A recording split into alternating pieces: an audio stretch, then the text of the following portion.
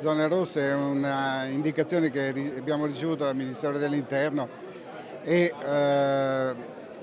cerchiamo di adattarla alla realtà del nostro territorio. Il prefetto Darcopellos l'aveva già preannunciato la settimana scorsa. Ora, con la firma del provvedimento durante il Comitato Provinciale per l'Ordine e la Sicurezza Pubblica, c'è l'ufficialità su quali saranno le zone rosse che entreranno in vigore dal 13 febbraio al 5 marzo in Comune di Venezia. Zone inibite, si legge in un comunicato della Prefettura, a soggetti che ne impediscano l'accessibilità e la fruizione in sicurezza, adottando comportamenti che possano turbare l'ordine pubblico e la civile convivenza.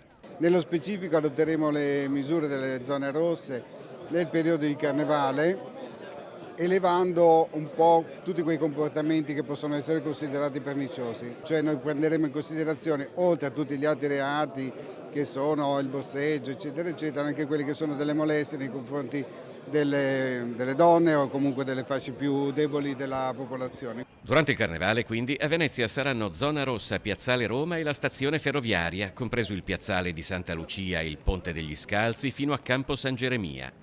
Nell'area di Rialto, oltre al ponte, Campo San Bartolomeo nel lato del Sestiere di San Marco e Campo dell'Erbaria nel lato San Polo. A Santa Croce, Campo San Giacomo dell'Orio, quindi il ponte dell'Accademia a Dorsoduro e naturalmente Piazza San Marco.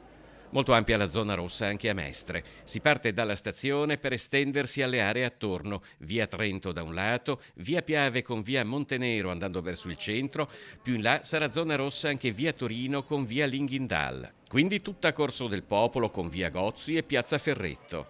A Marghera sarà zona rossa il quadrilatero compreso tra via Fratelli Bandiera, via Rossarol, via Sant'Antonio e via Lavelli. Contemporaneamente un'ordinanza del Comando Generale della Polizia Locale ha stabilito che durante il Carnevale, in caso di assembramenti che possano compromettere sicurezza e circolazione a Venezia città, gli agenti potranno dirottare il traffico pedonale con l'istituzione di sensi unici e di temporanei obblighi e divieti, facendo transennare, se necessario, le aree interdette. Le sanzioni ai trasgressori potranno arrivare fino a 500 euro.